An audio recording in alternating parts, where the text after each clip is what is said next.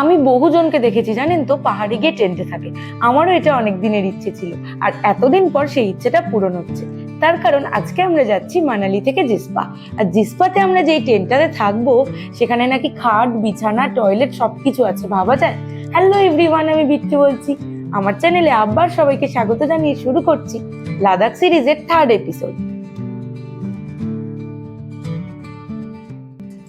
Good morning from Manali, আমি বিট্টু বলছি। চলে এসেছি লাদাখ সিরিজের আরো একটা নতুন এপিসোড নিয়ে। আশা করি সবাই খুব ভালো আছেন, আর বিট্টু বলছি সাথে আছেন। আর আমার আগের এপিসোডগুলো নিশ্চয়ই সবাই দেখেছেন, তো বুঝে গেছেন এখন আমরা মানালিতে আছি। আজকে সকালবেলা চলে যাচ্ছি মানালি থেকে জিসপা। জিসপা যেতে ওই 4-5 ঘন্টা লাগবে বলছে। আর আমরা যে ট্রাভেল এজেন্সিটার সাথে এসেছি, সেই ট্রাভেল এজেন্সিটার সম্বন্ধে একটু কিছু বলে দিচ্ছি। সেটা হচ্ছে যে আমাদের ব্রেকফাস্ট আর ডিনার এখানে কমপ্লিমেন্টারি, আর তার সাথে অ্যাকোমোডেশন, গাড়ির তেল, সমস্ত কিছু, হোটেল, সমস্ত কিছুই হচ্ছে ট্রাভেল এজেন্সি দিচ্ছে। আর রাইডিং গিয়ার্সও ওরাই দিচ্ছে। তো মোটামুটি আমাদের জার্নি তো স্টার্ট হয়ে গেছে। আর কিছু কিছু ক্ষেত্রে আমাদের হচ্ছে গাড়িতে মানে বাই কার জার্নি আছে, আর কিছু কিছু ক্ষেত্রে বাইকে জার্নি আছে। তো পুরোটাই আমি আপনাদের সাথে শেয়ার করব। আর আজকে জার্নিটা তো অবশ্যই মানালি টু জিসপার রোড কন্ডিশন, তারপরে আমরা কোন গাড়িতে যাচ্ছি, আর এখন মানে পরিস্থিতি ওখানকার কি আছে, সমস্ত কিছু শেয়ার করব। তার আগে আপনারা সকাল সকাল দেখে নিন হচ্ছে মানালির সুন্দর ঝকঝকে ভিউ। এখন সকাল 7টা 7:30 বাজে। কেউ বলবে বলুন, কি সুন্দর রোদ উঠেছে, আর পাহাড়গুলো দূরের এত অপূর্ব লাগছে রোদে। ওই যে বললাম যে আমাদের 2 দিন টেম্পো ট্রাভেলার করে জার্নি আছে। এই যে দেখছেন গাড়িটা দাঁড়িয়ে আছে, এটা করেই আমরা যাব। তার কারণ বারালাচালায় প্রচন্ড স্নোফল হয়েছে, আর বাইকের কোনো পারমিট দিচ্ছে না। তো এখন 2 দিন আমাদের এই গাড়ি করেই জার্নি। এইটাই হচ্ছে লাদাখ, কোনো কিছু বলা যায় না, কখন যে কি হবে। তাই একটা ভেবে আসা হয় আর একটা হয়, আর সেটাকে হাসি মুখে মেনে নিয়েই কিন্তু লাদাখের জার্নিটাকে উপভোগ করতে হয়। তাহলে চলুন এবার আমরা ঝটপট ব্রেকফাস্টটা সেরে নিই, কারণ আজকে অনেকটা জার্নি আছে। তো আমি চলে এসেছি ডাইনিং হলে। এবার ঝটপট দেখে নিই আজকের ব্রেকফাস্টে কি রয়েছে। রয়েছে চিড়ের পোলাও, এটা আমি খেতে কিন্তু খুব ভালোবাসি। আর এদিকে রয়েছে পরোটা আর টক দই, আর তার সাথে রয়েছে আচার আর কর্নফ্লেক্স আর লিচি ড্রিঙ্ক। আবার এদিকে ব্রেড বাটারও কিন্তু রয়েছে। বাইরের এত সুন্দর ওয়েদার উপভোগ করতে করতে ব্রেকফাস্ট করা এমন সৌভাগ্য কিন্তু রোজ রোজ হয় না। আর এই যে 3জন ইয়াং বয়সকে দেখছেন, এনারা 3জন ঔরঙ্গাবাদ থেকে এসেছেন, আমাদের সাথেই লাদাখ যাচ্ছে। এই 3জন বেস্ট ফ্রেন্ডের বন্ডিং সত্যি অসাধারণ, আর এত মজাদার মানুষ এনারা, আমার এনাদের খুব ভালো লেগেছে। আমি এবার চলুন চটপট ব্রেকফাস্টটা করে নিই। আমি একটু ব্রেড নিয়েছি, আর এদিকে একটু চিড়ের পোলাও নিয়েছি, আর সাথে একটা লিচি ড্রিঙ্ক।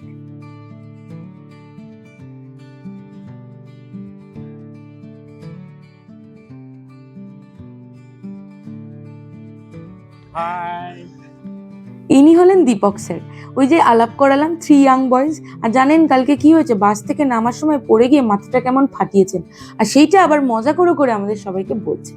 আর এইটা হলো অভয়, আমাদের ট্রাভেল এজেন্সির সিনেমাটোগ্রাফার, খুব মজাদার ছিল।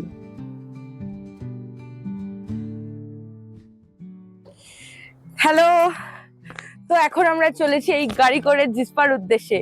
আর আমরা এতজন মিলে খুব মজা করতে করতে যাব পুরো রাস্তাটা। সবাই আমাদের জার্নির সাথে থাকুন।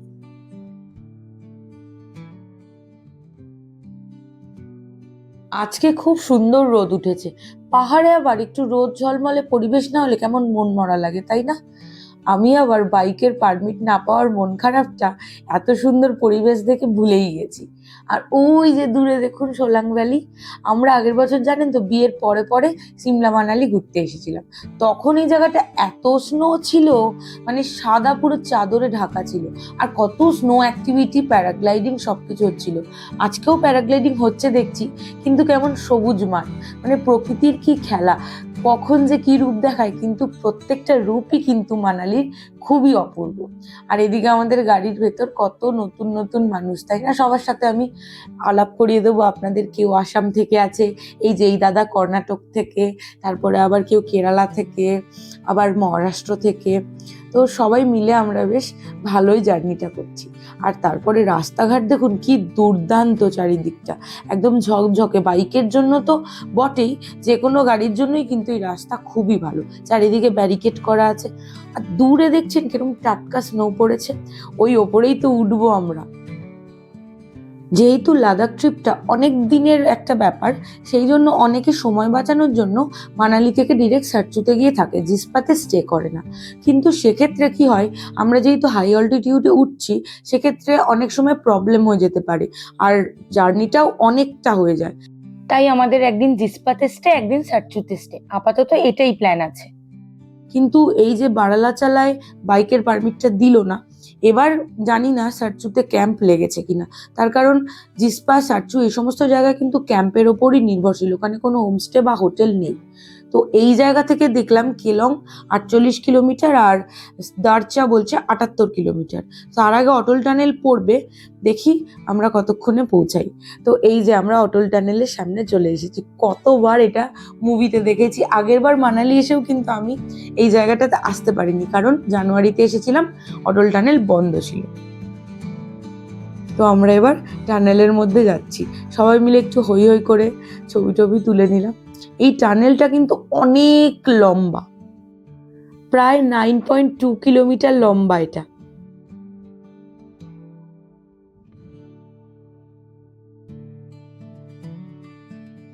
একা যাওয়ারও যেমন একটা মজা আছে, সবার সাথে যাওয়ারও কিন্তু একটা মজা আছে, সেটা আমি এই জার্নিতে ফিল করছি।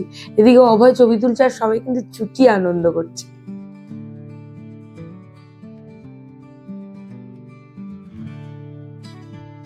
দেখতে দেখতে আর কথা বলতে বলতে কতটা রাস্তা পার করে দেখুন টানেল শেষ, আর আমরা বাইরে চলে এসেছি।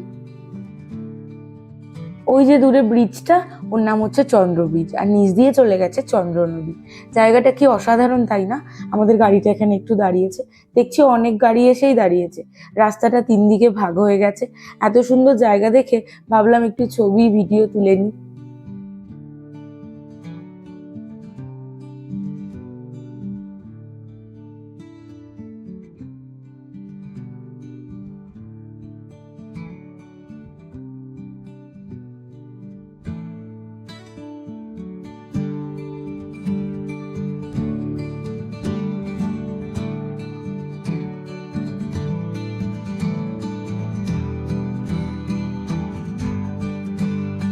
চারিদিকের সৌন্দর্য দেখতে দেখতে আবার অনেকটা পথ আমরা চলে এসেছি। আর এই জায়গাটার নাম হচ্ছে শিশু লেক। কি সুন্দর, জলটা একদম নিচ পর্যন্ত দেখা যাচ্ছে, আর রংটা সামনে থেকে এত অপূর্ব লাগছে। আবার দেখছি বোটিং হচ্ছে এখানে।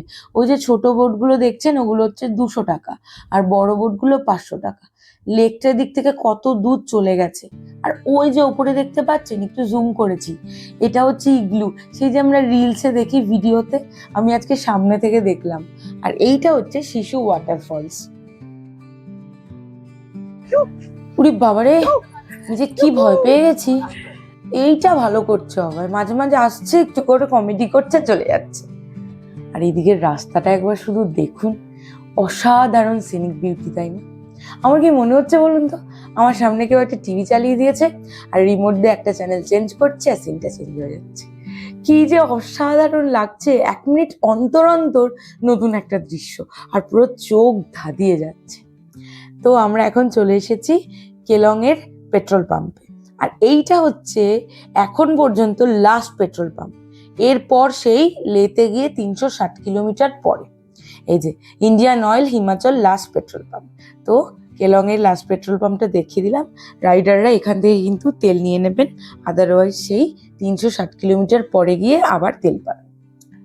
তো চারিদিকের বিউটিটা দেখতে দেখতে চলুন এবার আমাদের লাঞ্চটা করে নিই, কারণ বেলা হয়ে গেছে আর খিদে পেয়েছে। আজকে আমরা অর্ডার করেছি হাতে গড়া রুটি, ফুলকপি কষা, ডিম কারি আর গরম গরম ভাত। এটা খুব একটা প্রাইস নয়, মোটামুটি অ্যাফোর্ডেবল প্রাইসেই কিন্তু হয়ে গেছে।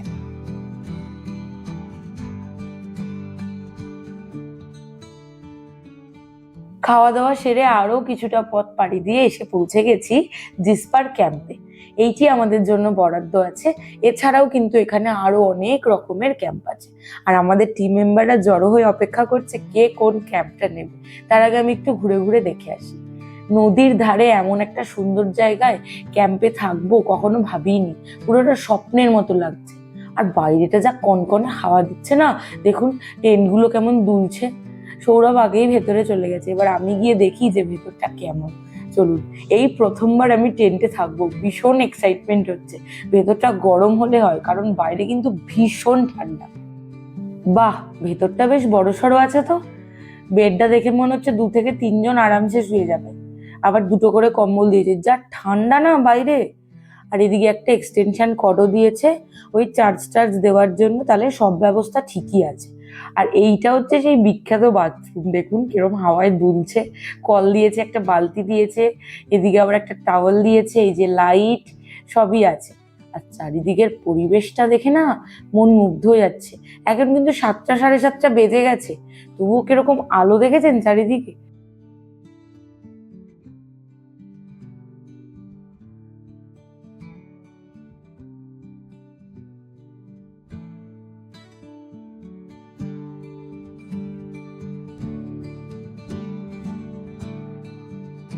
এনাদের ব্যবস্থাপনা কিন্তু আমার সত্যি খুব ভালো লেগেছে। আমি এই হোমস্টের কেয়ারটেকারকে জিজ্ঞেস করলাম, মোটামুটি 1000 থেকে 1500 টাকা পার নাইট, খাওয়া দাওয়া সহ কিন্তু এখানে পার হেড হয়ে যায়। আর এদিকে পরিবেশটা দেখুন, নীল আকাশ, স্নো মাউন্টেন, পাশ দিয়ে নদী বয়ে যাচ্ছে, আর সেইখানে তাঁবুতে নাকি আমরা থাকবো।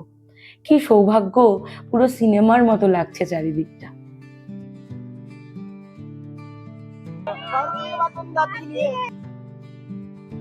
রাত 8টা প্রায় বাজতে চললো, এত সুন্দর আলো চারিদিকে। আমরা গোল করে বসেছি সবাই মিলে, আড্ডা দিচ্ছি, আর এদিকে ভেজ পকোড়া খাচ্ছি। পকোড়াটাও যেমন মুচমুচে করেছে, এই ওয়েদারে পুরো জমে গেল। কিন্তু দুঃখ, আমি তো চা খাই না, তাই পকোড়াই সই।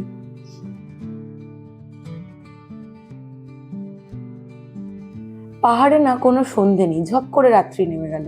আমিও ঠান্ডায় কাবু হয়ে ভেতরে চলে এসেছি। তো এই যে এখন ঠান্ডায় গুটিসুটি হয়ে ক্যাম্পের মধ্যে বসে আছি, দেখুন মানে হাত ফাত জমে যাচ্ছে। কিন্তু ক্যাম্পের মানে ভেতরটাতে কিন্তু গরম আছে, বাইরে একদম শো শো করে এই চন্দ্রভাগা নদীটা যেটা আছে ভাগা, এটার হাওয়া দিচ্ছে। এবার ক্যাম্প ফায়ার হবে, একটু হালকা হালকা বৃষ্টি পড়ছে। তো দেখি ক্যাম্প ফায়ারটা হলে তখন বেরোবো। রাত্রি 10টা বেজে গেছে, আমাদের আনন্দ শেষ হচ্ছে না। যেমন ঠান্ডা, আর এই আগুনটা জ্বালিয়ে তেমন আনন্দ হচ্ছে। এখানে সবাই দেখেছেন কেউ কাউকে চেনে না, কিন্তু কি আনন্দ করছে সবাই মিলে। কখনো হিন্দি গান বাজছে, কখনো নেপালি গান বাজছে, কখনো কি যে গান বাজছে, মাথা মুন্ডু ভাষা বুঝতে পারছি না। কিন্তু সবাই খুব মিলেমিশে গেছে। আগামী দিনগুলো আশা করি একসাথে খুব ভালোই আমাদের জার্নিটা হবে। সবাই মিলে সত্যি দারুণ আনন্দ করলাম, খুব খিদে পেয়েছে, আর রাত্রিও হয়ে গেছে, আমরা খেতে চলে এসেছি। तो ये भैया मुझसे सलाद ले लिए, बहुत अच्छा है, सब लोग ही अच्छे, ये ज्यादा अच्छा क्यूट है। বেশ হাসি মজার দিনটা গেল। তাহলে চলুন আজকের ভিডিওটা এখানেই শেষ করছি। পরবর্তী ভিডিও নিয়ে আসছি খুব তাড়াতাড়ি, আর সেখানে থাকছে আরো অনেক নতুন নতুন ইনফরমেশন। সবাই বিন্দাস থাকবেন, বিট্টু বলছি সাথে থাকবেন। আর অবশ্যই আমার ভিডিওটা ভালো লাগলে লাইক শেয়ার কমেন্ট করে দেবেন। Thank you, tata.